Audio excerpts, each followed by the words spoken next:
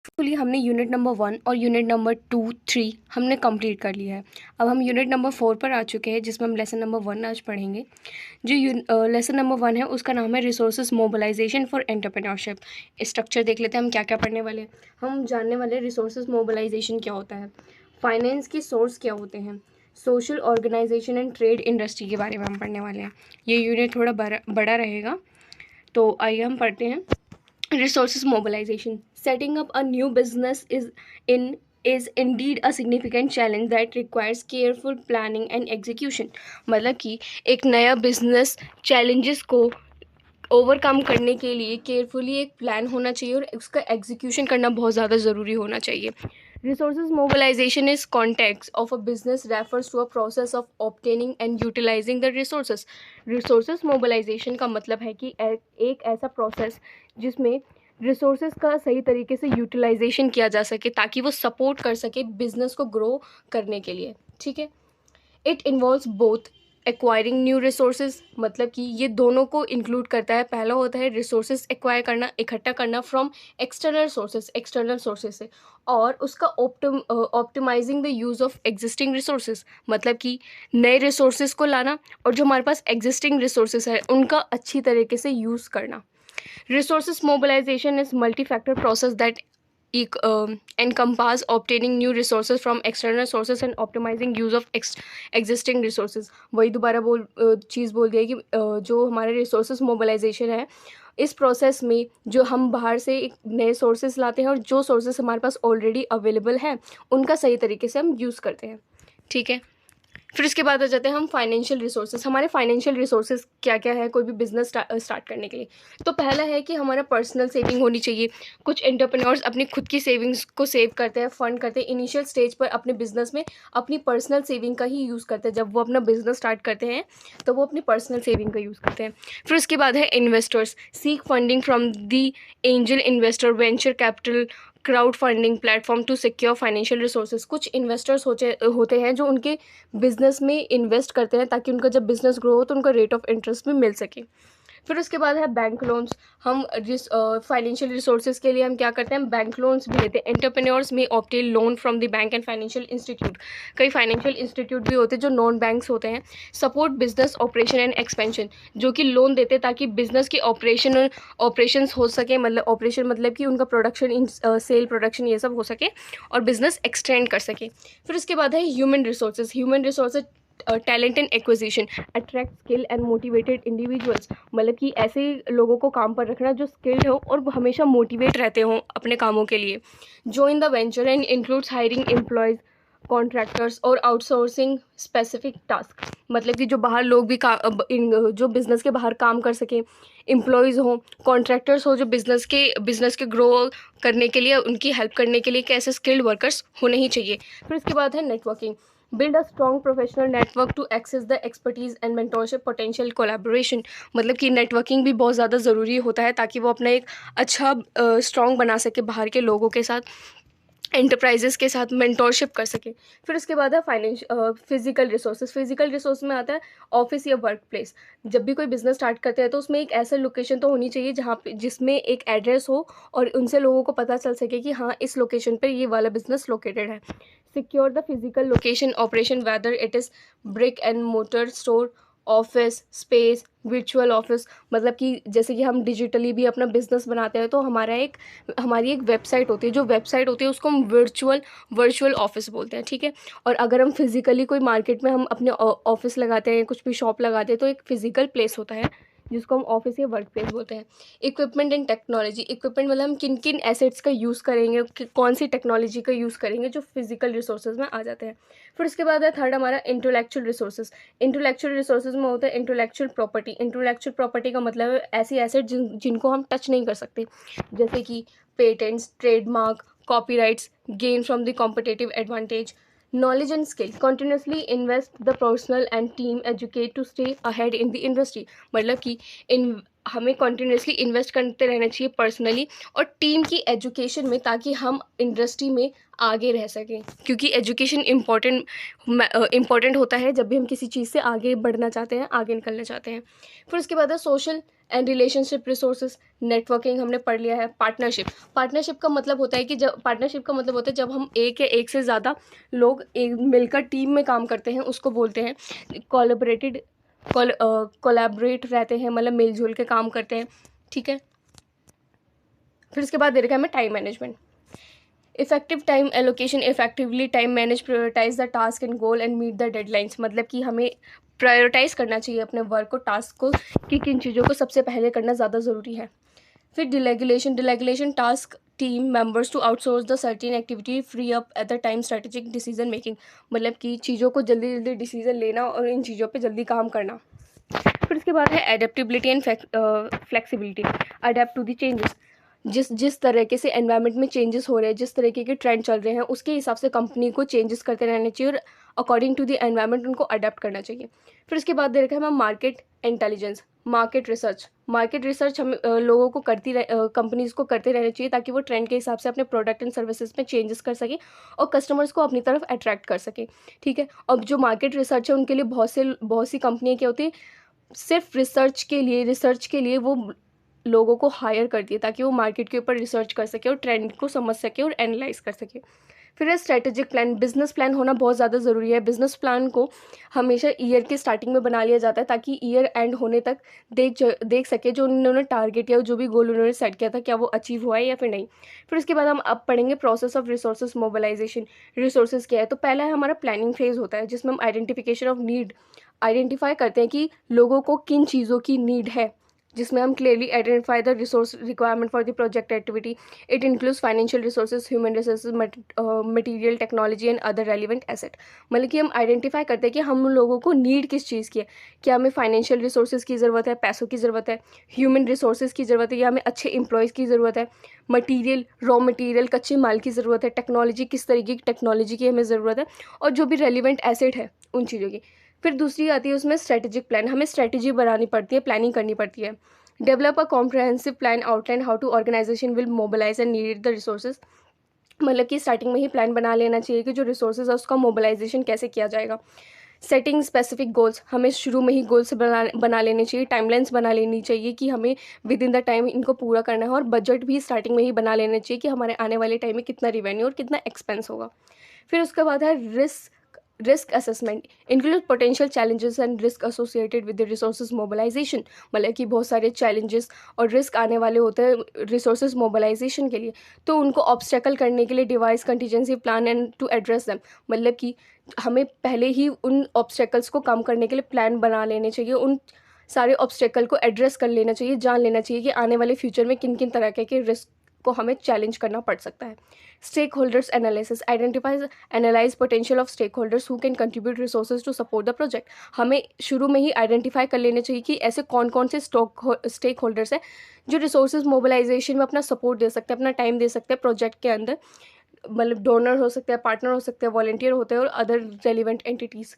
मतलब कि partners, volunteer ऐसे व्यक्ति होते हैं जो स्टेक होल्डर्स तो होते हैं, साथ में ये रिसोर्स मोबिलाइजेशन में भी मदद करते हैं।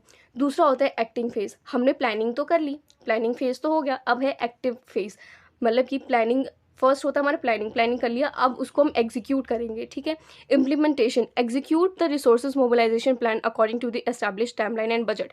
यहाँ पे जैसे कि हमने बोला था कि हमने टाइमलाइन और बजट हमने ऑलरेडी प्लान कर लिया था, अब हम उसको अकॉर्डिंग टू द टाइमलाइन, जो भी टाइमलाइन हमें दिया गया है, जितना भी बजट हमने बनाया उसी के अंदर हम इम्प्लीमेंटेशन करेंगे, एग्जीक्यूट करेंगे। It involves the activity seeking acquiring the identified resources. जो भी हमने रिसोर्सेज आइडेंटिफाई किए उसे बजट के अंदर, टाइमलाइन के अंदर हमें बनाना ज़्यादा ज़रूरी होता है। Communication and engagement, engage with the stakeholders and effective communicate organisations goal, mission and specific need of the project. मतलब कि कम्युनिकेशन करना ऑर्गेनाइजेशन के अंदर बहुत ज़्यादा ज़रूरी होता है। अगर कोई भी हम चैलेंज फेस कर रहे हैं, हमें ऑर्गेनाइजेशन गोल के थ्रू हमें देखना चाहिए और उनसे बात करनी चाहिए कि कहाँ कहाँ हम प्रॉब्लम फेस कर रहे हैं। This includes fund rise campaigns, partnership development and community, मतलब हम बहुत से कैंपेन रखते हैं, पार्टनरशिप डेवलप करते हैं ताकि कम्युनिकेशन में कोई प्रॉब्लम ना आ सके।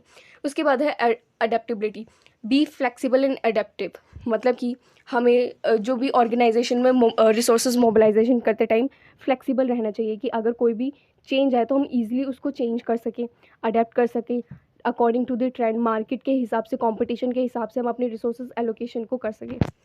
फिर उसके बाद है mentoring and evaluation, continuously mentor the progress of resource mobilisation, मतलब कि हमें कंटिन्यूसली चेक करते रहना चाहिए कि रिसोर्स मोबिलाइजेशन में कितनी प्रोसेस हुई है, कितना प्रोग्रेस हुआ है। Evaluate the effectiveness of different strategic and make data driven decision to optimise outcomes, मतलब कि हमें इफेक्टिवनेस चेक करते रहना चाहिए कि जो भी हमने रिसोर्सेज मोबिलाइजेशन किया है क्या वो सही तरीके से काम कर रहे हैं, नहीं कर रहे हैं, हमारे आउटकम्स अच्छे से आ रहे हैं या नहीं आ रहे हैं। पहला क्या था, प्लानिंग फेज, फिर उसके बाद था इम्प्लीमेंटेशन फेज, अब है रिफ्लेक्शन फेज, मतलब कि हमने प्लानिंग भी कर दिया, इम्प्लीमेंट भी कर दिया, अब उन चीज़ों से क्या क्या हमें रिजल्ट मिल रहा है, रिफ्लेक्शन मतलब रिजल्ट क्या मिला है उन चीज़ों से। असेसमेंट ऑफ आउटकम, मतलब कि हमने जितने भी रिसोर्सेज मोबिलाइजेशन किया है उसका आउटकम क्या निकला है। Reflect the outcomes and result of the resources mobilisation efforts, assess whether the organisation achieve its goal, मतलब कि हम आउटकम्स में ये चीज़ चेक करते हैं क्या ऑर्गेनाइजेशन ने जो भी गोल शुरू में बनाया था प्लानिंग करते टाइम क्या उन्होंने वो अचीव किया है। If allocated resources were utilise effectively, ये तभी हो सकता है, वो अपने गोल को अचीव तभी कर सकते हैं जब उन्होंने रिसोर्सेज का इफेक्टिवली यूज़ किया हो। फिर इसके बाद ये देखा है लर्निंग एंड इम्प्लीमेंटेशन, अगर यहाँ पे जब भी हम अपने आउटकम का रिजल्ट चेक करते हैं, अगर वहाँ पे कोई भी गलती रह गई है तो उसको हम क्या करते हैं, उन चीज़ों से हम जो भी हमने फेलियर अभी फेस किया है उससे हम लर्न करते हैं और इम्प्रूवमेंट करते हैं। Identify the lesson learn from the resources mobilisation cycle, मतलब कि हम लर्न करते हैं जो भी रिसोर्सेज मोबिलाइजेशन में गलतियाँ रह गई, determine what work well and what could be improved in future, हम ये चेक करते हैं कि कौन सा काम सही तरीके से हुआ है और कौन सा काम फ्यूचर में अच्छी तरीके से किया जा सकता है। फीडबैक लूप, मतलब कि जो भी हमने लर्निंग लिए, इम्प्रूवमेंट किया, उससे हम क्या करते हैं, फिर हम लोगों से फीडबैक भी लेते हैं कि हमारे जो रिफ्लेक्शन फेज था, प्लानिंग फेज था, अच्छे से काम किया या फिर नहीं किया। It feedback loop that incorporates insight from the reflection phase into planning phase of future project. It create continuously improvement cycle for the resources mobilization. Feedback हमेशा improvement के लिए दिया जाता है. Documentation, document of the entire resources mobilization cycle includes success channels, challenges, lesson learned, and this documentation serve a valuable resources for the future planning. मतलब कि हम अपने एक डॉक्यूमेंट बनाते हैं जिसमें हम सारे जितने भी हमने सक्सेस पाया है उन चीज़ों को लिखते हैं, जितने भी हमने चैलेंजेस फेस किए हैं उन चीज़ों को लिखते हैं, और कौन कौन से लेसन हमने लर्न किए हैं उन चीज़ों को लर्न करते हैं, ताकि अगर हम फ्यूचर में कोई भी प्लान बनाते हैं तो हम उस डॉक्यूमेंट को निकालते हैं और देखते हैं कि अच्छा हमने यहाँ सक्सेस की, क्यों किया, क्योंकि हमने ये स्ट्रेटेजी यूज़ की, तो हम अगले फ्यूचर वाले प्लान में भी उन स्ट्रेटेजी का यूज़ करते हैं। और फिर अगर हमने फेलियर फेस किया है तो हम ये देखते हैं कि किन किन चीज़ों की वजह से हमने फेलियर फेस किया है, उसको फ्यूचर वाले प्लान में हम नहीं यूज़ करेंगे। फिर इसके बाद है सोशियो इकोनॉमिक सपोर्ट, यहाँ पे आ जाते हैं सोशल फैक्टर्स। क्या होता है, customer traditions, rationality of society, social setup, social system, ये ऐसे फैक्टर्स हैं जो हमारे सोशली इम्प्रूव करने में लिए हम एंटरप्रेन्योर को ग्रोथ एंड डेवलपमेंट करने के लिए इंपॉर्टेंट होता है। फिर होता है economic factor, lack of basic facility ही नहीं है, नॉन अवेलेबिलिटी ऑफ कैपिटल, हमारे पास कैपिटल ही नहीं है, स्किल्ड वर्कर्स नहीं है हमारे पास, हाई रिस्क होता है बिजनेसेस के अंदर, रॉ मटेरियल और फिनिश गुड्स की अवेलेबिलिटी ही नहीं मिल पाती। Social support contains dimensions based on the collection material and throughout the social connection with the family, friends, group, peers and professional. Social support is related to the outcomes which can be tangible in the nature, मतलब कि जो social support होता है वो tangible होता है, जो हमें दिखता तो नहीं है, nature like actual potential resources, individuals being a part of social networking with them and having a good reputation. जब भी किसी भी कंपनी के पास उनका कोई सोशल सपोर्ट मिलता है, इसका मतलब कि उनकी रेपुटेशन बहुत अच्छी है। A social support system has 5 dimensions. पहले डायमेंशंस के बारे में हम पढ़ते हैं, तो जो हमारा फाइनल डायमेंशंस है वो है emotional support. It includes empathy and concernment of individual so that individual feel comfortable. मतलब कि इमोशनल सपोर्ट जब भी किसी इंडिविजुअल को दिया जाता है तो उसमें एम्पैथी इंक्लूड होती है, जिसकी वजह से वो इंडिविजुअल पर्सन है वो कंफर्टेबल फील करता है, लव्ड, केयर, ये इन चीज़ों का अनुभव करता है। So such support is important for the entrepreneur such as concerning happiness and health in a new venture creation. अगर उसको कोई भी कंफर्टेबलनेस, लव्ड और केयर जैसी फीलिंग अगर वो फील करता है तो उससे क्या होता है, वो हैप्पी रहता है, हेल्दी रहता है जब भी वो कोई नया बिजनेस शुरू करता है। सेकेंड है हमारा फैमिली सपोर्ट। फैमिली सपोर्ट भी हमारे लिए ज़्यादा ज़रूरी होता है सोशल सपोर्ट के अंदर।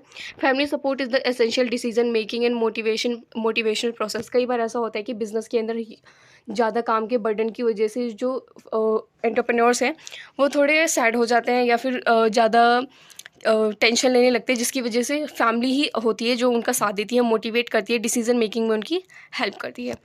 फिर इसके बाद है esteem support. It includes positive assessment, individual encouragement and approval statement and individuals opinion. This support improve self insurance and self trust in the individuals. मतलब कई बार ऐसा कंपनी में होता है ना कि कोई अगर एम्प्लॉई बहुत अच्छा काम करता है किसी प्रोजेक्ट में, उसकी मेहनत बहुत ज़्यादा होती है, तो एंटरप्रेन्योर्स क्या करते हैं, उनको बोनस दे देते हैं, जिसकी वजह से उनको क्या होता है, वो जो इंडिविजुअल होते हैं ना वो इनकरेज फील करते हैं, उनको सपोर्ट फील होता है, उनको सेल्फ इंश्योर और सेल्फ ट्रस्ट आता है खुद पर कि वो बड़े से बड़े काम को ईजिली कर सकते हैं। फिर इसके बाद है network support. It means the sense of belongingness to the others and individual has become member of a group. जब भी हमें किसी नेटवर्क से सपोर्ट मिलता है, अगर जैसे मान लीजिए मैं कोई बिजनेस स्टार्ट करती हूँ और मेरे जो फ्रेंड सर्कल है वो मुझे सपोर्ट कर रहे हैं, नेटवर्क के अंदर वो नेटवर्क ही तो हुआ ना, मेरे बहुत सारे फ्रेंड्स हैं, उनसे मैंने बातचीत कर रखी तो मेरा नेटवर्क हुआ।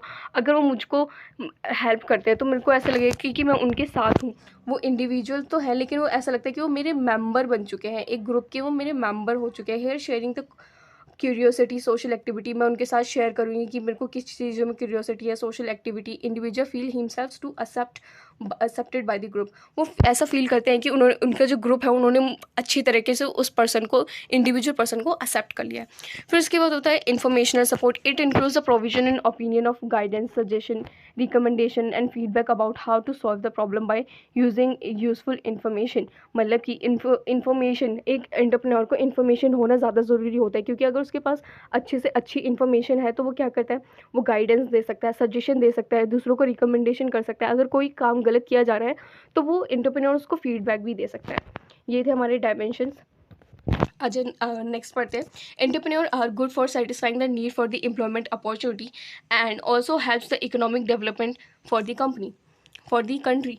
मतलब कि जो भी एंटरप्रेन्योर है वो अच्छा सेटिस्फाई फील करता है जब वो इकोनॉमिक डेवलपमेंट में अपना थोड़ी सी हिस्सेदारी देता है, जिसकी वजह से कंट्री ग्रो करती है।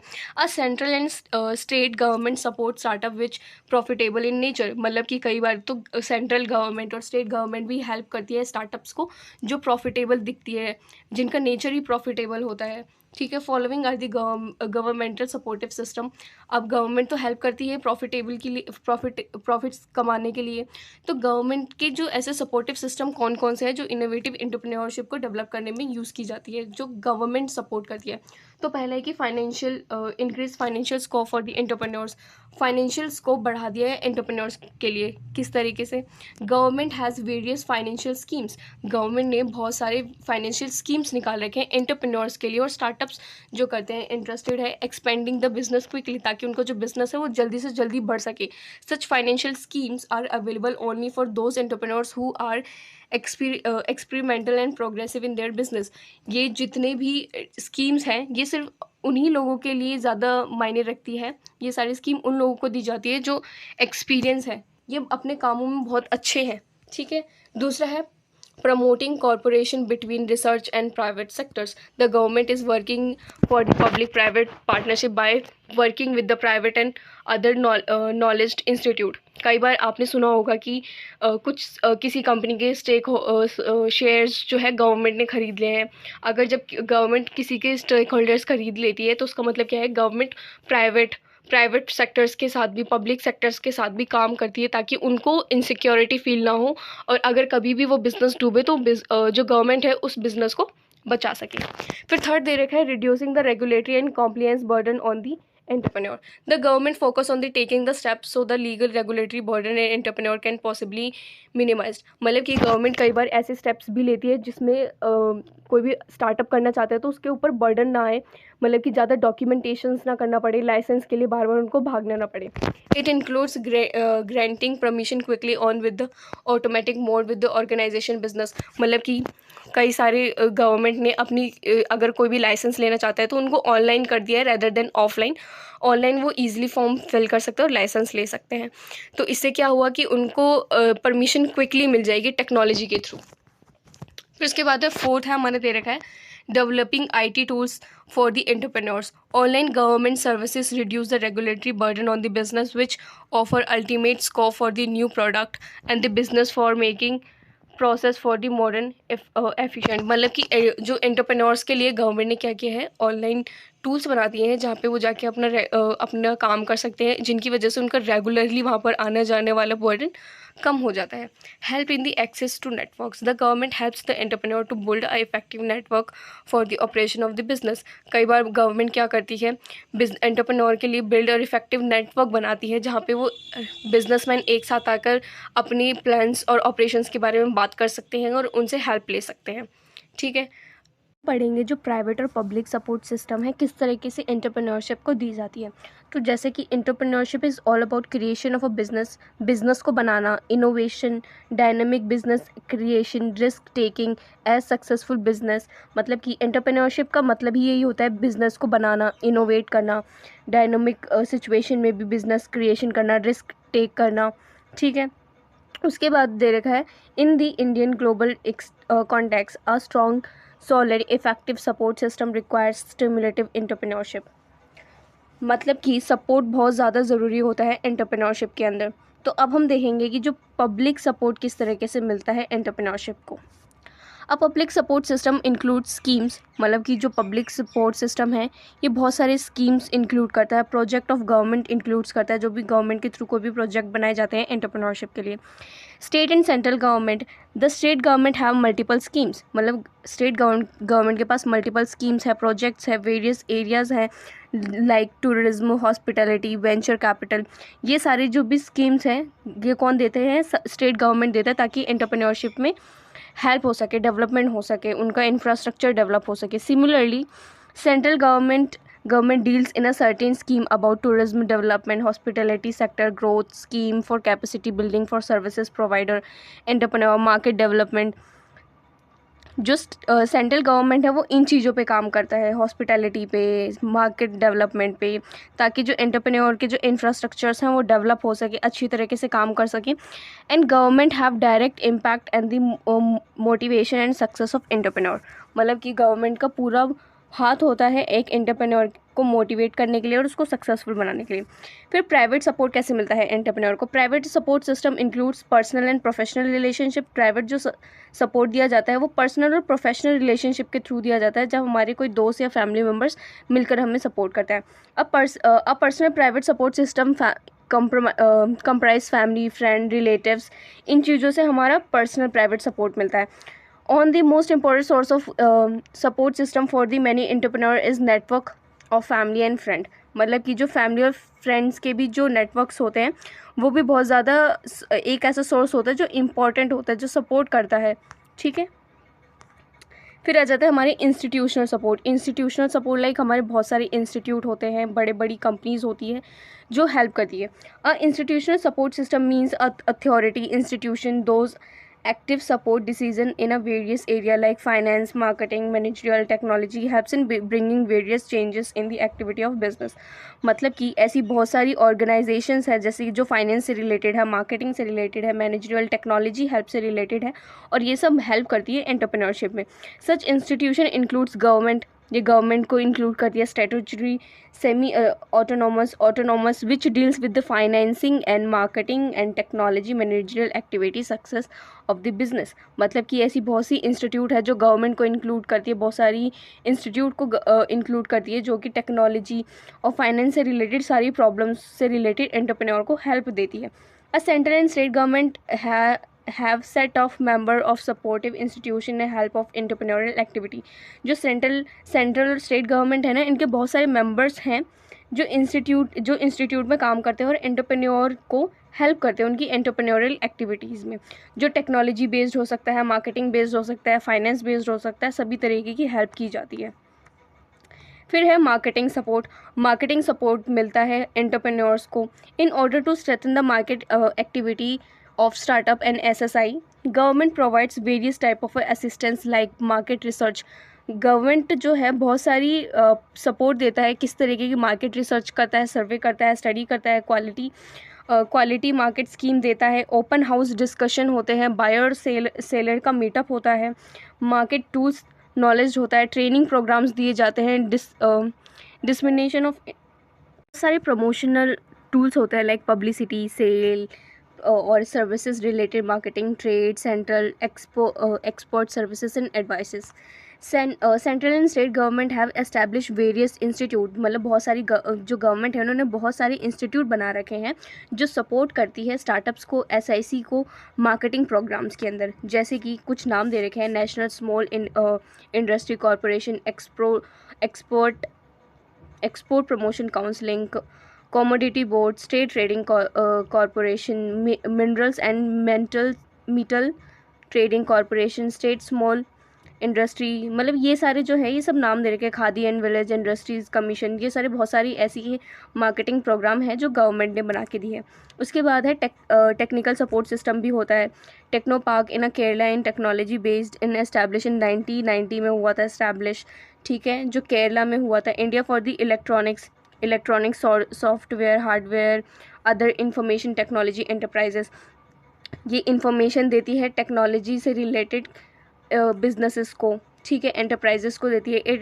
It is the first and large tech park in India with the huge build up space serving bulk of companies, मतलब कि ये कि इकलौती ऐसी कंपनी है जो बहुत ही लार्ज एरिया में इस्टेब्लिश है और कंपनीज को सपोर्ट करती है और कंपनी को सपोर्ट करती है बल्क में। The government of Kerala promotes tech park to nature enterprises and development of the employment opportunity in the state. Functions of techno park, functions दे रखे हैं, क्या करती है: plenty opportunity for the development, provision and maintenance of infrastructure facility, provision और maintenance का ध्यान रखती है, creation of sustain of best class working ambitions रखती है, establishment of high security zone होता है एट लो कॉस्ट। फिर होता है एग्यूजमेंट, I don't know the pronunciation, so employability potential of youth होता है वहाँ पे, रिडक्शन ऑफ वेस्ट होता है, वेस्ट बहुत कम होता है, enhance water and energy efficiency. फिर उसके lowest rate of man power, eco friendly campus, perfectly humans work setting, इन सब चीज़ों का फंक्शंस होते हैं वहाँ पे। Managerial support system, management support system includes uses of information और planning for the decision making. Managerial support जो है वो प्लानिंग और डिसीजन पे ज़्यादा ध्यान देता है। Information used in system based on the both internal and external environment, जो भी इंफॉर्मेशन दी जाती है वो बोथ इंटरनल और एक्सटर्नल एनवायरनमेंट दोनों की दी जाती है। Collective information analyse through the various data of analysis tool, जो भी ये डाटा कलेक्ट किया जाता है वो बहुत सारे डाटा का एनालाइज करके किया जाता है। फिर है financial support system. Sometimes we think that support system only in terms of the finance, but it is essential for the entrepreneur to have financial and non financial system in achieving the entrepreneur. जब भी हम financial support की बात करते हैं तो हमें ऐसा लगता है कि जो सिर्फ फाइनेंस है वो बहुत ज़्यादा ज़रूरी है बिजनेस में, लेकिन ऐसा नहीं है। फाइनेंस और नॉन फाइनेंस सपोर्ट दोनों ही बहुत ज़्यादा इंपॉर्टेंट है एंटरप्रेन्योरियल सक्सेस के लिए और डेवलपमेंट के लिए। Finance is the life blood of the business, but having fund is not sufficient, मतलब कि जो फाइनेंस है वो बहुत लाइफ ब्लड होता है बिजनेसेस का, मतलब खून होता है बिजनेसेस का, लेकिन सिर्फ फंड होना ही सफिशेंट नहीं है। It is optimum utilization also necessary for the better outputs. जो भी फाइनेंस हमारे पास है, जितने भी हमारे पास फंड्स है, उसका ऑप्टिमम यूटिलाइजेशन होना भी बहुत ज़्यादा ज़रूरी है ताकि बेटर आउटपुट्स हमारा निकल सके। फिर दे रखा है हमारी institutional support to the entrepreneurs. कुछ ऐसे इंस्टीट्यूशनल सपोर्ट है जो एंटरप्रेन्योर्स को डायरेक्टली दिए जाते हैं, जो सेंट्रल गवर्नमेंट इंस्टीट्यूट देती है। पहला दे रखा है small scale industry board. It was establish in the year 1954 in the favour of small scale sector. जो भी स्मॉल स्केल सेक्टर्स होते थे ना, जिसके बिजनेसेस बहुत छोटे होते हैं, उनके लिए बनाया गया था to offer effective coordination and also haves creating associate between difference institute, मतलब कि इन्होंने इफेक्टिव कोऑर्डिनेशन के लिए उसको बनाया था ताकि वो एसोसिएशन बना सके और डिफरेंट इंस्टीट्यूट को भी क्रिएट कर सके। फिर दे रखा है हमें national bank for agriculture and rural development, फिर एक नेशनल बैंक बनाया गया था ताकि एग्रीकल्चर और रूरल डेवलपमेंट हो सके, जिसको हम नाबार्ड के नाम से भी जानते हैं। In 1982, the major role of it to make easy credit flow in agriculture and cottage and the village industry, handcrafts and small scale industry, it encourage feasible rural development for completing the success growth। मतलब कि जो national bank हुआ था ना, जब national bank 1982 में बनाया गया था, इसका मेन ही रीज़न ये था कि जो एग्रीकल्चर में जो लोग इंडल्ज हैं उनको लोन मिल सके, ईजिली लोन प्रोवाइड किया जा सके और रूरल डेवलपमेंट हो सके। मतलब कि बड़ी बड़ी कंपनियों को ऑफर देना कि वो रूरल एरिया में जाके अपना बिजनेस इस्टेब्लिश करे, ताकि जो रूरल एरिया के जो लोग हैं उनको इलेक्ट्रिसिटी, ट्रांसपोर्टेशन, इन चीज़ों में भी बेनिफिट मिल सके और जो वहाँ के लोग हैं उनको एम्प्लॉयमेंट मिल सके। फिर दूसरा दे रखा है हमारा स्मॉल इंडस्ट्री डेवलपमेंट ऑर्गेनाइजेशन, ये 1954 में आया था to support small scale sectors को, छोटे बिजनेसेस को सपोर्ट करने के लिए आया था। Their promotion and more further growth, उनके प्रमोशन और उनकी ग्रोथ के लिए बनाया गया था। ये small industry development organization has recognize the environmental change and grants for the financial support, मतलब कि एनवायरमेंटल चेंज चाहते थे, फाइनेंशियल सपोर्ट देना चाहते थे। किन चीज़ों की, किन फील्ड में ये देना चाहते थे सपोर्ट? क्रेडिट, मार्केटिंग, टेक्नोलॉजी और इंफ्रास्ट्रक्चर, इन चीज़ों में उनको सपोर्ट देना चाहते थे। Promotes following institution accountable for their management, which are small industry service institute, product cum process develop center। फिर उसके बाद देखा है regional training centre, establishment of training institute, ये सारी बहुत सारे प्रोग्राम्स बनाए गए थे ताकि स्मॉल बिजनेसेस को सपोर्ट किया जा सके। National small industry corporation, it was set up in 1954 to aid to the encourage the growth of small scale businesses, मतलब कि जो भी स्मॉल स्केल बिजनेसेस है उसको ग्रोथ किया जा सके और बढ़ाया जा सके इन कंट्री, ओवरऑल कंट्री में। Allow wide range of services to grow small scale industry in functions are follow machinery, equipment, raw material. Startup provides a variety of support services, micro, small scale industry in the area of raw material, product marketing, credit rating। मतलब कि ये जो भी national small industry corporation थी, ये उनको raw material के लिए वेरियस एरिया में और प्रोडक्ट मार्केटिंग, इन चीज़ों में उनकी बहुत हेल्प करती थी। फिर उसके बाद आई हमारी small industry development bank of India. ये जो grants, financial non financial assistant to the small scale sectors को दिया जाता था, मतलब कि फाइनेंशियली हेल्प करती थी और नॉन फाइनेंशियली भी हेल्प करती थी, इनकरेज करती थी फाइनेंशियल डेवलपमेंट को, स्मॉल स्केल सेक्टर्स को कोऑर्डिनेट करने के लिए फंक्शन इंस्टीट्यूट। क्योंकि कई बार ऐसा होता था ना कि बताती हूँ मैं अभी आपको। It provides assistant for the setting up the new small scale unit, technology upgradation, quality, under graduate development of market and infrastructure. मतलब कि जो स्मॉल इंडस्ट्री थी, development of bank of India, मतलब कि स्मॉल सेक्टर्स को बोलती थी कि आप अगर आपको पैसों की फाइनेंस की ज़रूरत पड़ती है तो आप केवल लोन लें, वो भी बैंक से, क्योंकि बैंक जो होता है कम इंटरेस्ट रेट पे उनको लोन देता था।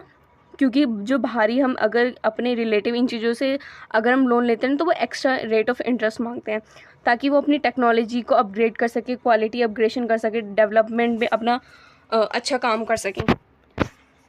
फिर इसके बाद आया था हमारा national board for micro, small and medium enterprises को हम MSME के नाम से भी जानते हैं। इनका मेन ऑब्जेक्टिव क्या था? To solve the issue related to development of MSME, to take remedial action on consultation with the concern department and agency. मतलब कि ये बहुत सारी प्रॉब्लम्स को सॉल्व करती थी जो MSME से रिलेटेड होती थी। फिर इसके बाद है हमारी खादी विलेज इंडस्ट्री कमीशन, ये 1956 में आया गया था। ये इन्वॉल्व करती थी, इनकरेज करती थी development of khadi village industry for making employment opportunity possible in rural area bye strengthening in the rural economy. मतलब कि वो ज़्यादातर एम्प्लॉयज़ को, जो भी ऑनर्स को बोलती थी कि अगर आपको कोई भी खादी विलेज से रिलेटेड कोई भी बिज़नेस करना है तो आप रूरल एरिया में जाइए, वहाँ पे अपना बिज़नेस स्टैब्लिश कीजिए। ठीक है। फिर उसके बाद आई हमारी स्टेट गवर्नमेंट। जो स्टेट गवर्नमेंट इंस्टीट्यूट, उनके भी कुछ इंस्टीट्यूट थे। पहले दे रखा है state financial corporation, the main objective to encourage self employment, encourage the women entrepreneur and expansion of industry, provide seed capital assistance. जो स्टेट फाइनेंशियल कॉर्पोरेशन थी वो ज़्यादातर इनकरेज करती थी सेल्फ एम्प्लॉयमेंट को, खुद के लिए कमाना, और वुमेन एंटरप्रेन्योर्स को, ताकि वुमेन भी बाहर निकल कर आए बिजनेस के मामले में। Small scale industry development corporation, it provides the support and respect to the how procure and distribute raw material, supply of machine and hire purchase basis, providing assistance and marketing product of small scale industries. ये जो small scale industries थी, ये raw material, supply of machine, purchase करने में, providing assistant, marketing के बारे में सब कुछ समझाती थी और उनमें हेल्प करती थी. Technical consultancy based organization. This organization helps in preparation of project, profit, identifies potential entrepreneurs and conduct market research and individuals. मतलब कि ये जो ऑर्गेनाइजेशन थी ये हेल्प करती थी कि प्रोजेक्ट बनाने में उनकी मदद करती थी, आइडेंटिफाई करती थी कि उनके पोटेंशियल कहाँ कहाँ पर है और उनके हिसाब से वो मार्केट रिसर्च करती थी कि कहाँ पर वो अपना बिजनेस स्टैब्लिश कर सकते हैं. कुछ नॉन गवर्नमेंट इंस्टीट्यूट्स थे, ऐसे जो नॉन इंस्टीट्यूट थे पर फिर भी मदद करते थे, जैसे कि हमारा दे रखा है Indian counselling for small businesses, फिर दे रखा है हमें Laghu Udyog Bharati, India SME technology services, credit guaranteed fund trust for the micro and small industry. ये लोग भी बाहर निकल कर आए ताकि स्मॉल बिजनेसेस और जितने भी एंटरप्रेन्योर्स हैं उनको हेल्प कर सकें, उनको आगे बढ़ा सकें. फिर इसके बाद दे रखा है हमें sources of finance. Sources of finance पहले में दे रखा है private equity funds. A private equity fund is a collective investment scheme use for making investment various equity debt infrastructure. This fund authorized by limited liability partnership of a firm. मतलब कि जो private equity तो आपने पढ़ा ही होगा, मतलब आपने accounts में पढ़ रखा होगा इक्विटी क्या होता है. तो जो इक्विटी होती है ना, ये इन्वेस्ट की जाती है किसी कंपनी में और उसके जो भी इन्वेस्ट करते हैं ना हम कंपनी में, तो उससे हमें रेट ऑफ इंटरेस्ट मिलता है. और ये ज़्यादातर limited liability partnership of firms में होता है कि जितना भी आपने पैसे दिए हैं ना, अगर किसी का कोई भी कंपनी इनकॉर्पोरेशन में है और आप अपना कैपिटल देते हैं कि आपको रेट ऑफ इंटरेस्ट मिलेगा, तो जितनी भी आपने पैसे दिए हैं और जैसे मान लीजिए 10 रुपये हमें पर पर्सन उस कंपनी में पैसे लगाने थे और आपने 8 रुपये दे दिए हैं, 2 रुपये देने बाकी हैं. अगर कल को वो बिज़नेस डूब जाता है तो आपके ऊपर कितनी लायबिलिटी आएगी? सिर्फ उन 2 रुपये की लायबिलिटी आएगी जो आपने पे नहीं किए हैं. ठीक है. The money is private equity fund raised from the institutional investor invest huge amount of a long duration. मतलब कि वो बहुत ही बड़ा अमाउंट इन्वेस्ट करते हैं लॉन्ग ड्यूरेशन के लिए. The professional team members pool control funds the utilize this amount raising the new capital. जो प्रोफेशनल लोग होते हैं ना, जो भी हम पैसे इन्वेस्ट करते हैं, जो इनके टीम मेंबर्स होते हैं, वो कंट्रोल करते हैं इन फंड्स को, यूटिलाइज करते हैं और इस अमाउंट को रेज करते हैं न्यू कैपिटल बनाने के लिए. Future acquisition, finding startups and new technology, investing in the others. फिर उन्होंने बता रखे कि advantages of investment in private equity. इनके एडवांटेजेस क्या होता है? Large amount of funding, the outsourcing source of capital as free of डेप्ट and emerging business can tap huge amount for the seeding, feeding and via private equity. कि अगर जब लोग invest करते हैं तो वो ह्यूज अमाउंट में इन्वेस्ट करते हैं कि उनके गुडविल देखकर कि आगे जाकर ये कंपनी ग्रो कर पाएगी या नहीं कर पाएगी. वो पहले सारी बैलेंस शीट देखते हैं उस कंपनी की, फिर वो इन्वेस्ट करते हैं, जिसकी वजह से ह्यूज अमाउंट मिलता है. फिर उसके बाद है एक्टिव इन्वॉल्वमेंट. जो शेयर होल्डर्स होते हैं वो बहुत एक्टिव होते हैं क्योंकि उन्होंने अपना पैसा लगाया है जिस कंपनी में, तो वो एक्टिव रहते हैं कि बिज़नेस ने कहाँ पे कौन सी एसेट खरीदी है, कितना लोन लिया है, बिज़नेस में कितना प्रॉफिट हुआ है या फिर नहीं हुआ है, क्योंकि उनके पैसे लगे हुए हैं. इसलिए जो वहाँ पे शेयर होल्डर्स होते हैं वो एक्टिव रहते हैं. Incentive in returns. Private equity firm which holds and control private equity funds highly selective and spend resources in the ascertain and the returns and the risk of a company. मतलब कि जो जिस भी share holder ने अपने पैसे लगाए हैं कंपनी में, उनको रिटर्न और रिस्क दोनों बराबर मिलता है. फिर है untapped potential. Private equity is untapped market with the high potential. There is a wide range of option are available in the market from the unicorn startup to all private companies. फिर उन्होंने बता रखा कि हमारे type of private equity किस तरीके की हमारी इक्विटीज़ होते हैं, अलग अलग टाइप की इक्विटी होती है. तो पहला दे रखा है हमारा venture capital. These capital funds are pool of capital and meet in the small early stage of startup emerging business with the high grow potential and limited access of capital. ये वो वाला कैपिटल होता है जब भी कोई business start किया जाता है तो जो स्टार्टिंग में पैसे लगाए जाते हैं ना, उसको हम बोलते हैं venture capital. But venture capital funds carry risk of investment with the incredible returns. मतलब कि बिजनेस जब स्टार्टिंग में होता है तो उसमें बहुत ही ज़्यादा रिस्क होता है और रिटर्न्स थोड़े कम होते हैं. फिर इसके बाद दे रखा है leverage bye out. These funds invest in the more mature business, मतलब कि ये फंड्स उन बिजनेसेस में लगाए जाते हैं जो थोड़े मेच्योर बिजनेसेस होते हैं, जो ऑलरेडी एग्जिस्ट करते हैं। Use extensive amount of leverage to enhance the rate of return, मतलब कि बहुत ही ज़्यादा लिवरेज यूज़ करते हैं ताकि उनके जो फंड्स से जो रिटर्न आए वो अच्छा रिटर्न आए। These fund tends to be a large in a size than venture capital, जो ये लिवरेज वाला जो फंड होता है ये थोड़े ज़्यादा होते हैं more than venture capitals. Loan, bonds, then leverage buyout takes place to easy to acquisition of another company. It purpose to have favorable returns on the acquisition of another company which will outweigh the interest paid on the debt. मतलब कि ये हमारी help करते हैं कि ताकि उनके जो बिजनेसेस हैं उस पर रिटर्न अच्छे से अच्छा आ सके। There is only one demerit of leverage buy out is that it raise equity returns simultaneously risk also increase, मतलब कि इसमें खाली एक डीमेरिट ये है कि इसमें जो इक्विटी रेज करने के चक्कर में रिस्क भी बहुत ज़्यादा बड़ा आ जाता है। फिर इसमें दे रखा है कि एग्जिट रूट क्या है, वहाँ से बाहर निकलने का रूट क्या है। A private equity focus towards the exit in the average of 5-6 years. जो भी शेयर होल्डर्स होते हैं वो अपने पैसे जब भी लगाते हैं तो वो वहाँ से निकलने की तब सोचते हैं जब उनको एवरेजली 5 से 6 साल हो जाए। It is important for the investor to plan investment and exit in the investment, मतलब कि इन्वेस्टर्स को इन चीज़ों का ध्यान रखना चाहिए, उनको प्लान बनाना चाहिए कि कब वो इन्वेस्टमेंट में आएंगे और कब उनको इन्वेस्टमेंट से बाहर निकल जाना चाहिए। It in the exit plan scale of stock at IPO, selling the stakeholders in the company to the third party, chance for the promoters to buy back shares at the prevailing market prices all come under। मतलब कि कई बार ऐसा होता है कि company अपने shares तो बेच देती है लेकिन कई बार फिर कंपनी क्या करती है उन्हीं शेयर होल्डर से अपने ही शेयर्स को परचेज कर लेती है, जिसको हम बाय बैक बोलते हैं। तो जब भी कोई शेयर होल्डर्स अपने शेयर दोबारा से बेचना चाहता है तो उन्हें कंपनी का वेट करना चाहिए कि कंपनी कब अपने शेयर्स को बाय बैक करेगी। And investor mainly execute their exit plans at 2 events. जो इन्वेस्टर्स हैं वो तभी एग्जिट करते हैं प्लान को जब उनके पास ये 2 चीज़ें हों। वो कंपनी से तभी बाहर निकलना चाहते हैं जब इन्वेस्टर बिकमिंग नॉन परफॉर्मिंग, जब इन्वेस्टर देखता है कि वो नॉन परफॉर्मिंग है, वो एक्टिव नहीं है कंपनी के रिजल्ट्स को लेकर। The company is not bringing the profit, जब कंपनी जो है वो प्रॉफिट नहीं बना रहा है। Level and the producer limited resources to the investors, मतलब कि उनको वो रिसोर्सेज नहीं मिल पा रहे हैं इन्वेस्टर्स को।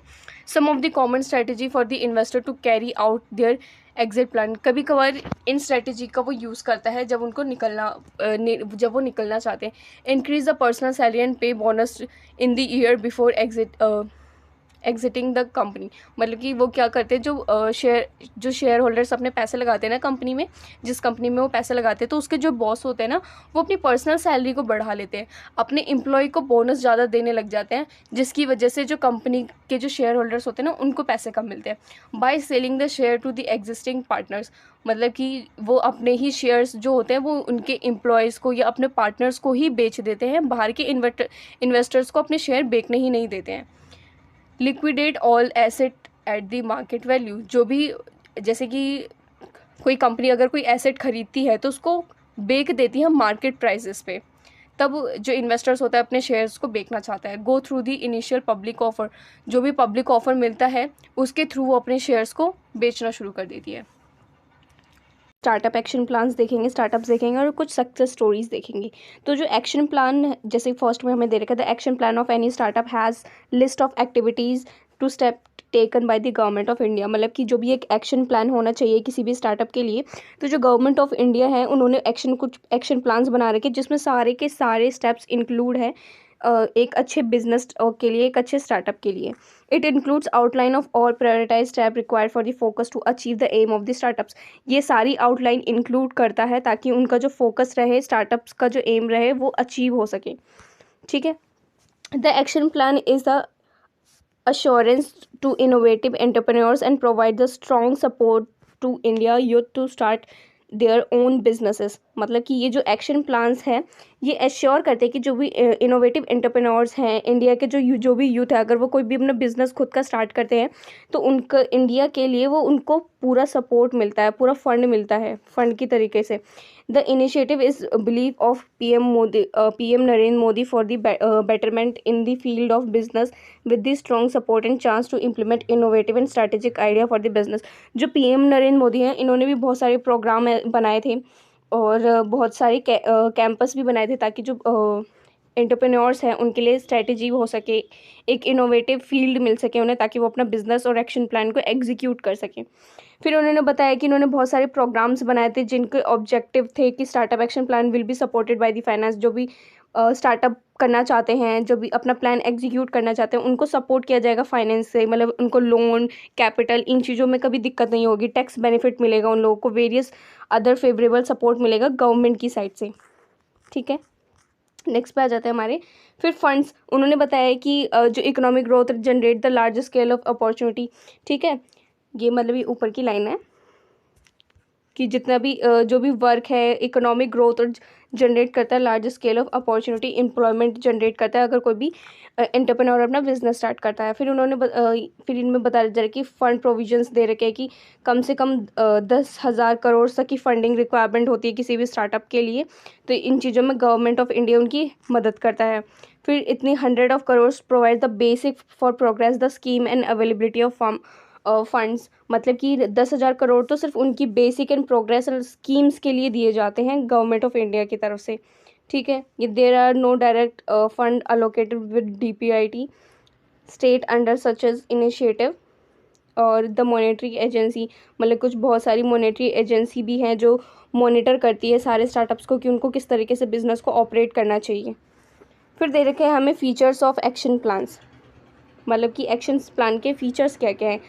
Compliance regime based on the self-certificate. The objectives to reduce the regulatory burden on the initiative startup by reducing the compliance cost low and allow them to focus the on core business only। मतलब कि action plans के अंदर जो भी government ने action plan बनाए थे entrepreneurs के अंदर, उन्होंने सिर्फ इस चीज़ पर ज़्यादा ध्यान दिया है कि उनके जो बर्डन है वो रेगुलरली जो उनको बर्डन मिलता है वो रिड्यूस किया जा सके। इनिशिएटिव स्टार्टअप्स को उनके कॉम्प्लायंसेस कॉस्ट को रिड्यूस किया जा सके ताकि वो सिर्फ अपने बिजनेस पे फोकस कर सकें।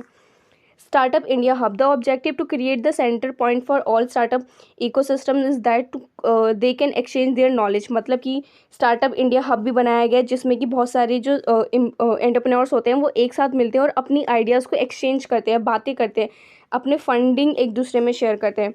Mobile app and portal. मतलब कि गवर्नमेंट ऑफ इंडिया ने सिर्फ एक सिंगल प्लेटफॉर्म बना दी जहाँ पे regulatory institute regarding business needs and information, सारी नीड इन्फॉर्मेशन सब वहाँ पे अवेलेबल है।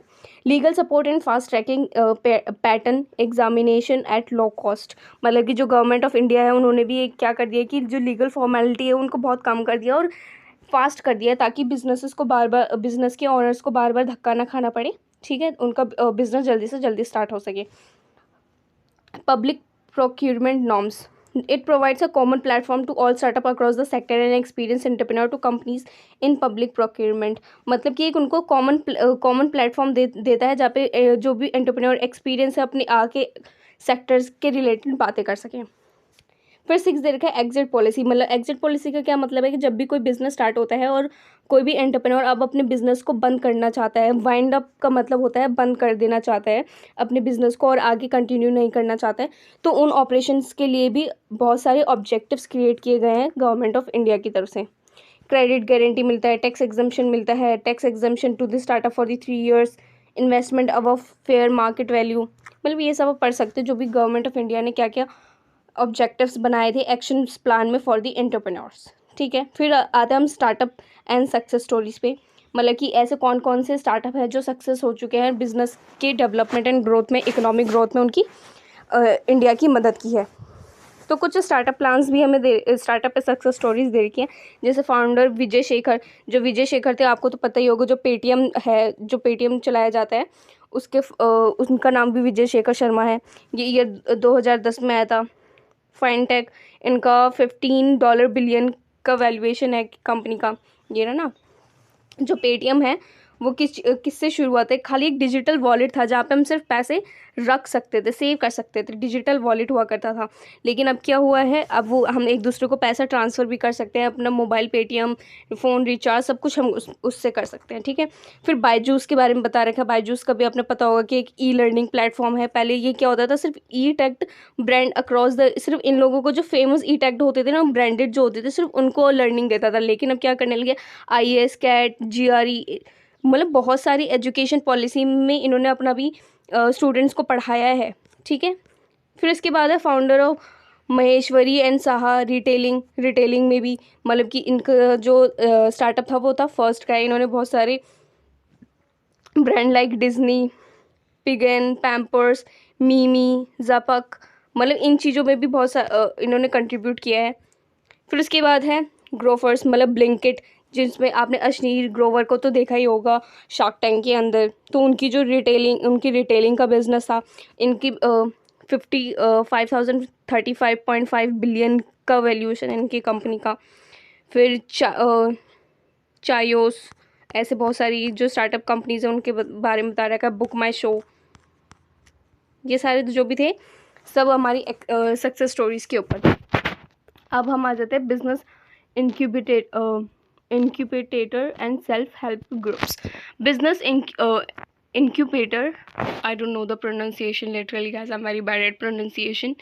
So business incubator, whatever it is you can pronounce if you know the word, are specially designed with the scheme by the government support the young enterprises and early stage startups to innovate. मतलब कि जो incubator है, business incubator है, ये design ही इन चीज़ों के लिए हुआ था गवर्नमेंट की साइड से, ताकि जो यंग एंटरप्रेन्योर्स हैं और अर्ली स्टेज एंटरप्रेन्योर्स हैं उनको हेल्प की जा सके, उनके ग्रोथ के लिए उनको सपोर्ट किया जा सके। ये वर्क प्लेस देते हैं, mentorship, education, access the entrepreneurship to the startup, sole entrepreneurship, इन लोगों को ज़्यादा ये सपोर्ट करते हैं, ठीक है। टाइप ऑफ बिजनेस इनक्यूबेटर दे रखा है। पहला दे रखा है corporate incubator, private incubator. It helps startups to keep them connected with the other industries.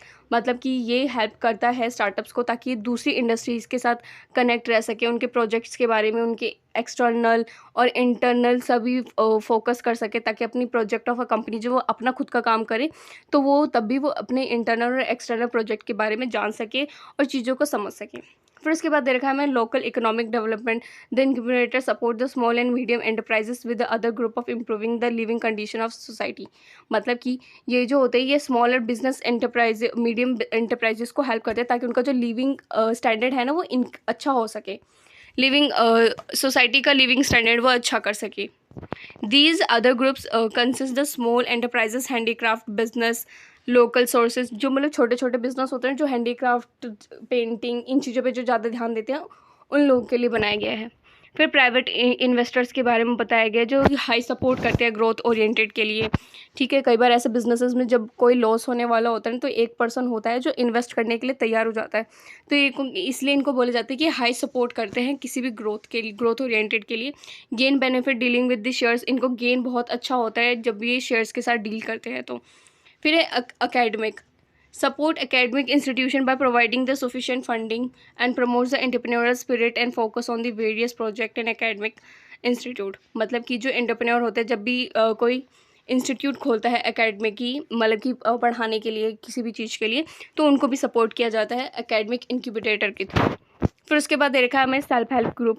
मतलब जो सेल्फ हेल्प ग्रुप होता है ना, ये जनरली जैसे कि अभी हमने पढ़ा था जो ये जो इनक्यूबेटर होते हैं, बिजनेस इनक्यूबेटर, इसमें तो फॉर्मली लोग आते हैं, मिलते हैं, बातें करते हैं, अपने बिजनेस को आगे बढ़ाने के लिए बातें करते हैं, खाली उनके अलग अलग टाइप्स दे रखे हैं। लेकिन जो सेल्फ हेल्प ग्रुप होते हैं ना, उसमें क्या होता है, हमारे जैसे ही कुछ मिले जुले लोग होते हैं, मतलब जिनसे हम इनफॉर्मली बात कर सकते हैं, जो हमारे दोस्त, फैमिली मेम्बर्स भी उनमें इंक्लूड हो सकते हैं, ठीक है। और उनसे हम हेल्प मांगते हैं कि मेरे को इन चीज़ों में प्रॉब्लम आ रही है तो इसको हम कैसे सॉल्व कर सकते हैं। तो बहुत सारे फ्रेंड्स और रिलेटिव इनका आंसर्स देते हैं ताकि हम उसमें और आगे बढ़ सकें। तो जैसे कि दे रखा है, self help group is informal group of a people associated with the common goal and achieve their objective. मतलब कि जैसे मान लीजिए कि अगर मेरे कपड़ों का बिजनेस है, तो अगर मैं कोई सेल्फ हेल्प ग्रुप बनाना चाहती हूँ, तो मैं सिर्फ उन्हीं एंटरप्रेन्योर्स के साथ जुड़ूंगी जिनके कपड़ों के बिजनेस है। ठीक है, तो इसमें क्या होता है, उनका एक कॉमन गोल होता है, एक कॉमन पीपल भी होते हैं और कॉमन गोल भी होता है, ताकि वो अपना ऑब्जेक्टिव अचीव कर सकें।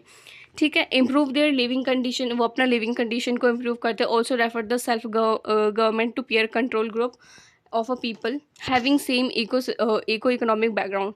मतलब कि उनको सेल्फ गवर्न भी मिलता है, पीयर कंट्रोल भी हो जाता है, जिसकी वजह क्यों हो जाता है, क्योंकि उनका इकोनॉमिक बैकग्राउंड है वो सेम होता है। This group has desire to perform the common purpose, इन लोगों का एक कॉमन पर्पस होता है। अजय ही नीचे आ जाते हैं, इनके फंक्शंस के बारे में पढ़ लेते हैं। To generate employment opportunity for poor and marginalized section of society. इनका मेन ऑब्जेक्टिव यही होता है कि एम्प्लॉयमेंट अपॉर्चुनिटी दे सके पुअर एरियाज में। To resolve conflict through the collective leadership and mutual decision. मतलब कि कई बार जैसे अब मान लीजिए अगर एक ही सोसाइटी में 5 कपड़ों की दुकान है, वही सेम कपड़ा मैं 500 रुपये में दे रही हूँ, वही सेम कपड़ा कोई 300 रुपये में दे रहा है, तो ये कॉन्फ्लिक्ट हो सकता है, क्योंकि कस्टमर्स तो उस 300 वालों के पास जाएंगे, लेकिन उस कपड़े की रियल वैल्यू 500 रुपये है, लेकिन वो फिर भी उसको 300 रुपये में बेच रहा है, तो ये कॉन्फ्लिक्ट हो सकता है वहाँ पे। इसलिए ना बहुत सारे कॉन्फ्लिक्ट को रिजॉल्व करने के लिए भी एक कलेक्टिव लीडरशिप होना बहुत ज़रूरी होता है, एक म्यूचुअल डिसीजन पर आना बहुत ज़्यादा ज़रूरी होता है। To provide collateral free loan and weaker section to the society and, मतलब कि कई बार हम जिनका सेम ऑब्जेक्टिव होता है, वो एक साथ इकट्ठा करके अगर किसी भी एक एंटरप्रेन्योर को किसी लोन की ज़रूरत है या फिर वो लॉस में जा रहा है, तो उसमें क्या करते हैं, बाकी जो जिनका बिजनेस अच्छा चल रहा है वो लोन दे देते हैं, जो वीकर सेक्शन होता है। To drive micro finance services to poor, मतलब कि वही माइक्रो फाइनेंस, मतलब छोटा मोटा लोन दे देना या ऐसी पैसे दे देना ताकि उनका लॉस में ना हो, फिर हमें बाद में वो वापस भी कर देते हैं विदाउट एनी इंटरेस्ट। कभी कभी कोई इंटरेस्ट लेता है, कभी कभी कोई इंटरेस्ट नहीं लेता है। जैसे हमारी मम्मियाँ भी कभी कभार ऐसा करती है ना, वो डालती है, किस्त डालती हैं, अब ऐसी छोटे मोटे 6-7 आंटियाँ जुड़ के किस्त डाल देती हैं। फिर इनके बेनिफिट दे रखे हैं, सोशल इंटीग्रिटी होती है, जेंडर इक्विटी होती है, improve social economic condition for this society, finance inclusion होता है, एफिशिएंसी इंप्रूव होती है, एम्प्लॉयमेंट अपॉर्चुनिटी बढ़ती है, बैंकिंग लिटरेसी आ जाती है, लोगों में बैंकिंग के बारे में लोग जानना शुरू कर देते हैं। फिर उसके बाद आता है हमारे angel investor and venture capital. Angel investor कौन होते हैं? A person who invest money in companies entrepreneurial operation is referred to a angel in context. मतलब कि वह व्यक्ति जो कंपनी में इन्वेस्ट करते हैं, कंपनी में अपना पैसा लगाते हैं एंटरप्रेन्योरियल ऑपरेशन के लिए, अब प्रोडक्शन के लिए, उसको हम एंजल बोलते हैं, एंजल इन्वेस्टर बोलते हैं। Angel investor has wider range of differences but they are all happy to take on risk want for the little ownership control over the company. मतलब कि एंजल इन्वेस्टर्स के बहुत सारे रेंजेस और डिफरेंसेस तो हैं, लेकिन जितने भी जो एंजल इन्वेस्टर्स होते हैं ना, वो हमेशा हैप्पी रहते हैं कि उन्होंने रिस्क लिया है किसी कंपनी में अपने पैसे लगाकर। क्यों? क्योंकि उनको एक ओनरशिप मिल जाती है कंपनी के अंदर, वो थोड़े से हिस्से के मालिक बन जाते हैं कंपनी में। Angel investors are healthy individuals who can provide new business with the fund in exchange for the share of a business and they have invested in startup seeking angel investor gain from the knowledge। मतलब कि ये जो angel investors होते हैं, कुछ individuals एक single person को पैसे प्रोवाइड करते हैं ताकि वो अपना बिजनेस ग्रो कर सके। जब उनका बिजनेस ग्रो होता है ना, तो उनका जो गेन होता है, उनकी जो नॉलेज की वजह से जो भी गेन होता है, तो उसको जो कैपिटल पे इंटरेस्ट मिलता है, जितना कैपिटल उस एंजल इन्वेस्टर ने उसकी कंपनी में लगवाया है। ठीक है, फिर उसके बाद sometimes is a venture angel, seed angel, informal venture, backbone of the business, मतलब बैकबोन होते हैं बिजनेस के, इनके अलग अलग नाम दे रखे हैं। फिर इन्होंने दे रखा है the differ significant from the venture capital who also played a significant part of a development of a business. मतलब कि वेंचर कैपिटल के बारे में अगर हम बात करें, तो ये भी एक ऐसा पर्सन होता है जो डेवलपमेंट ऑफ अ बिजनेस के लिए काम करता है। Angel investor may join the board of a company, they invested in the take an active management position. मतलब कि जो एंजल इन्वेस्टर्स होते हैं ना, वो कंपनी के अंदर पैसे जब भी इन्वेस्ट करते हैं, तो वो एक एक्टिव मैनेजमेंट बन जाते हैं, कि मतलब वो एक्टिव पर्सन बन जाते हैं, वो कंपनी के जो भी काम प्रोडक्शन में होता है वो अपना हक जता सकते हैं, अपने डिसीजन दे सकते हैं। However they also provide managerial technical know how to field where the business is less secure and where skills are rare. मतलब कि जो एंजल इन्वेस्टर्स होते हैं ना, वो मैनेजरियल और टेक्निकली भी अपना थोड़ी हेल्प कर देते हैं बिजनेस के लिए, उनको बताने के लिए कि कहाँ कहाँ पर बिजनेस लेस सिक्योर है और कहाँ कहाँ पर स्किल्ड है, मतलब कि कहाँ कहाँ बिजनेस अच्छी तरह काम कर रहा है और कहाँ बिजनेस अच्छी तरीके से काम नहीं कर रहा। Compare to venture capitalist, angel investor contribute less money, मतलब कि जो एंजल इन्वेस्टर्स होते हैं ना, ये बहुत कम पैसे इन्वेस्ट करते हैं वेंचर कैपिटल के। अगर उसका कंपैरिजन करें दोनों का एक साथ, तो एंजल इन्वेस्टर कम पैसे लगाते हैं और जो वेंचर कैपिटलिस्ट है ये ज़्यादा लगाते हैं, making them attractive source of finance for the firm that only requires small sum and wish maintain full management and ownership। मतलब कि उनको कम पैसे लगाकर भी वो मेंटेन कर सकते हैं पूरा का पूरा बिजनेस के ऑनरशिप को कंट्रोल कर सकते हैं। Entrepreneur capitalist and venture capitalist, इनके बारे में दे रखा है। तो जो ये डिग्रेजुएशन ऑफ वेंचर कैपिटल अप्रोचेस कब हुआ था? 1980 में हुआ था इन नेशन के अंदर। At the time of a venture capital funds are handled, मतलब जो शुरुआती तौर में था ये IFFC और ICIC और IDBIT in large corporation there primary target, मतलब कि जब भी वेंचर कैपिटल की बात आती थी ना, तो ये जो कंपनीज़ हैं ये टारगेट करती थी सिर्फ जो अच्छी कंपनीज़ है, जो सक्सेसफुल बिजनेस है, प्राइमरी टारगेट इनका यही रहता था। Investors who make investment in early stage enterprises in exchange for equity और ownership stake are known as a venture capital. जब भी कोई भी बिजनेस स्टार्ट किया जाता है ना, जो इनिशियल जब बिजनेस स्टार्ट होता ही है, शुरुआती तौर में जब कोई पैसे लगाता है तो उसको हम बोलते हैं वेंचर कैपिटल। ठीक है, venture capital a sort of private equity known as the venture capital. मतलब कि जैसे कि हमने पहले भी यूनिट्स में पढ़ा हुआ है, जब भी कोई बिजनेस स्टार्ट किया जाता है तो जो भी ऑनर अपना स्टार्टिंग में जो भी पैसा लगाता है वो कहाँ से लाएगा? उसके पास तो उसने पहले कोई बिजनेस किया नहीं है, तो जो उसकी प्राइवेट सेविंग्स होती है ना, उन पैसों को लगाता है। तो उन्होंने भी यही बोला है, a sort of private equity known as venture capital. जो उनकी प्राइवेट इक्विटी उनके पास होती है उनको ही वेंचर कैपिटल के नाम से भी जाना जाता है। Refers to a share obligation a private limited firm they offer funding a new business as well as business expansion. मतलब कि ये जो भी ऑनर होते हैं ये अपने share obligation of private limited को देते हैं ताकि उनकी जो फंडिंग हो सके और नया बिजनेस बन सके और बिजनेस बढ़ सके, बिजनेस आगे ग्रो कर सके।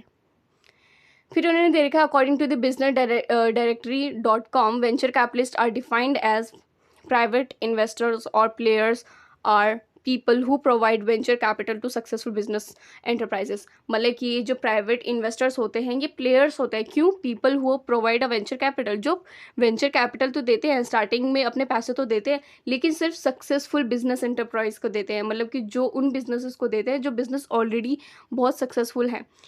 दे make investment where it is possible to earn 25% annual return. मतलब कि ये जो वेंचर कैपिटलिस्ट होते हैं ना, सिर्फ उन्हीं कंपनियों में पैसा लगाते हैं जहाँ पे 20% तो एनुअल रिटर्न तो आना ही चाहिए, 20% तो उनका रेट ऑफ इंटरेस्ट होना ही चाहिए हर 1 से 5 साल के बीच में। एंड फ्रीक्वेंटली वांट, मतलब कि जब उनको 5 साल से ज़्यादा हो जाता है तो वो 50% का ओनरशिप मांगते हैं हर कंपनी के अंदर। तो जो वेंचर कैपिटलिस्ट होते हैं ये थोड़े अच्छे लेवल पे इन्वेस्टमेंट करते हैं और अच्छी रिटर्न भी चाहते हैं। फिर इसके बाद देखा फीचर्स देखे हमें वेंचर कैपिटलिस्ट के।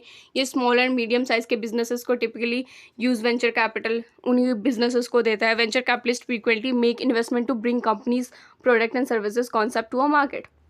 मतलब कि जो भी वेंचर कैपिटल का जो भी यूज़ किया जाता है वो इन्वेस्टमेंट के लिए यूज़ किया जाता है ताकि प्रोडक्ट और सर्विसेज कॉन्सेप्ट को मार्केट के अंदर लाया जा सके। Because it is a long term investment, return can be seen in 5 to 10 years। मतलब कि क्योंकि ये बहुत ही बड़ा इन्वेस्टमेंट होता है, बहुत ही बड़े पैमाने पे पैसा दिया जाता है, तो ये इसका जो इन्वेस्टमेंट भी होता है ना 5 से 10 साल के बीच में ही मिलता है।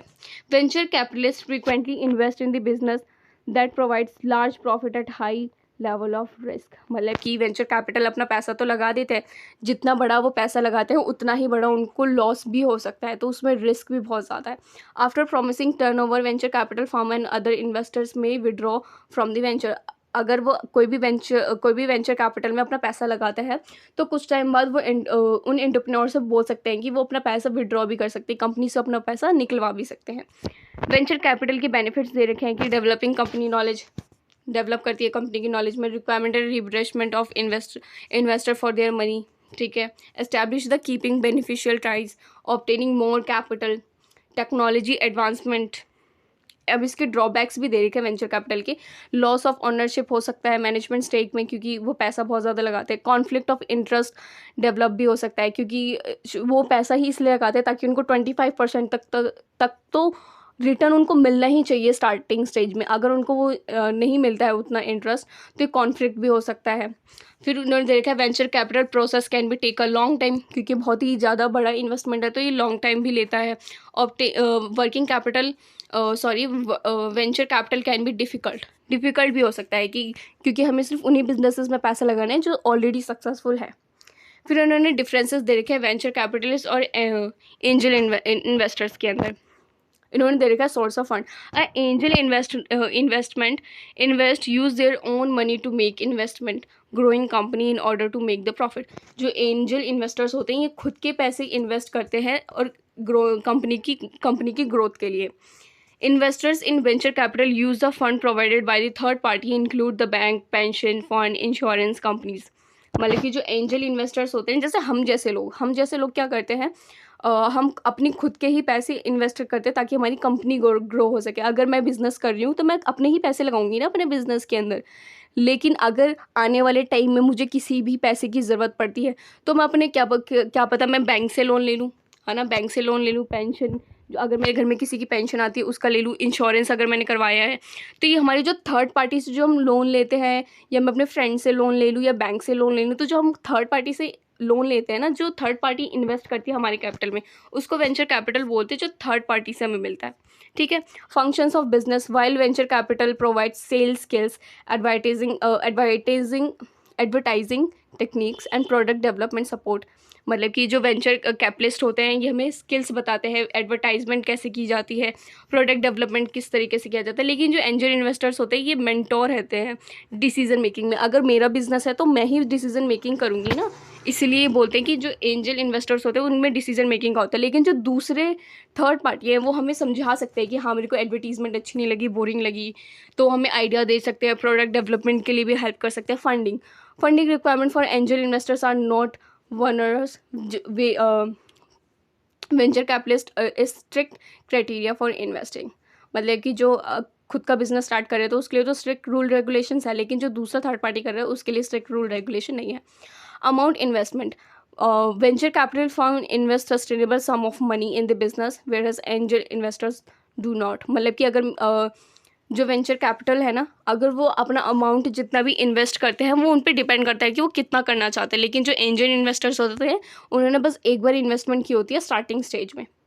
फिर returns, venture capitalist requires a large number of return from their investment. मतलब कि अगर कोई भी थर्ड पार्टी अपना पैसा लगाती है किसी भी बिजनेस में तो वो लार्ज नंबर ऑफ इन्वेस्टमेंट चाहती है। लेकिन जो एंजल इन्वेस्टर्स होते हैं वो इन चीज़ों पे ध्यान नहीं देते, खाली रिटर्न्स पे ध्यान देते कि उनका खुद का बिजनेस जो है वो कितना रिटर्न दे रहा है। फिर एक decision process, angel investor make quick decisions. जो एंजल इन्वेस्टर्स है वो क्विक डिसीजन बनाते हैं क्योंकि उनका खुद का बिजनेस है। ठीक है। फिर रिजल्ट पे भी वो खुद ही ध्यान देते हैं, डिसीजन मेकिंग पे भी वो खुद ध्यान देते हैं। लेकिन जो वेंचर कैपिटलिस्ट होते हैं ये लॉन्गर टाइम लेते हैं, क्योंकि कॉम्प्लिहेंशन देखते हैं, डिग्लीगेंस देखते हैं, रिक्वायरमेंट ऑफ बिजनेस देखते हैं कि बिजनेस को क्या क्या ज़रूरत है, किन किन स्किल्स की ज़रूरत है, वो इन चीज़ों पे ज़्यादा ध्यान देते हैं। फिर मेक इन इंडिया इनिशिएटिव, हमने जैसे कि पढ़ा था कि मेक इन इंडिया एक मेक इन इंडिया कॉन्सेप्ट बनाया गया था जिसमें मोदी जी ने भी हेल्प की थी कई बार डिजिटल हब बना के इन चीज़ों में, ताकि जो एंटरप्रेन्योर्स को हेल्प की जा सके। Make in India initiative introduce by the Indian government in September 2024 encourage local businesses to produce goods there. मतलब कि जो लोकल बिजनेसेस हैं उनको इनकरेज किया गया था कि वो भी अपना खुद का गुड प्रोड्यूस कर सकते हैं, बिजनेस कर सकते हैं। This plan increase foreign investment in India. मतलब कि ये जो प्लान था ये इन्होंने बहुत हेल्प की क्योंकि लोग क्या करने लगे थे, फॉरेन इन्वेस्टमेंट करने लग गए थे। फिर इसके the strategy seek establishing the India centre for the global manufacturing such initiative centre sustainability of environmental as well as national progress. मतलब कि इन्होंने बोला कि इन्होंने जो भी स्ट्रेटेजी बनाई थी उसकी वजह से ग्लोबल मैन्युफैक्चरिंग हुआ। एक जो इंडिया था वो सेंट्रली अवेलेबल तो होने लगा लेकिन नेशनल प्रोग्रेस भी बहुत अच्छा देखने को मिला।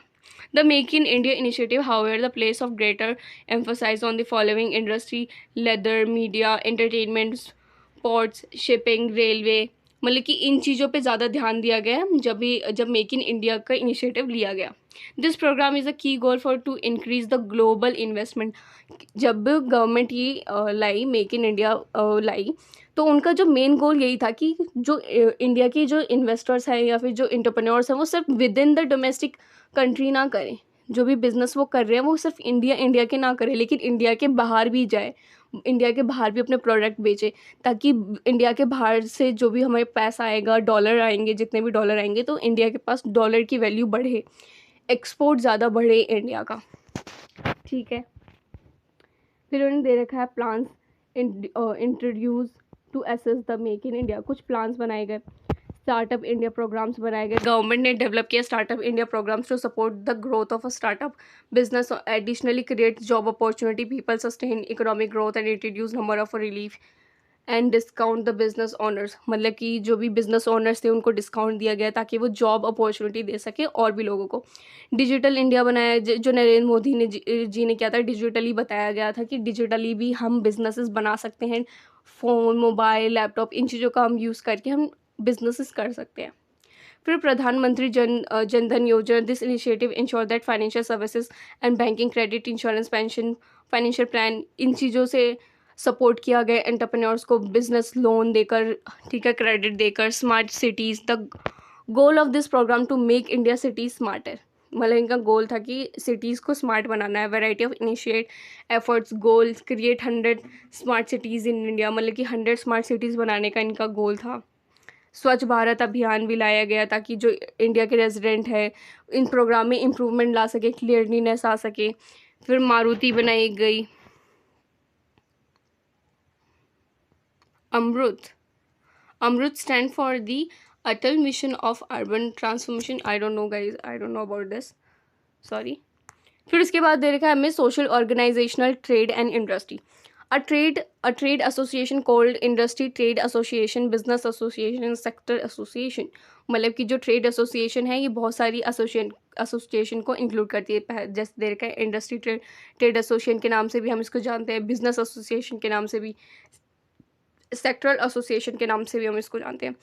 Organisational fund by various businesses that operates in particular industry.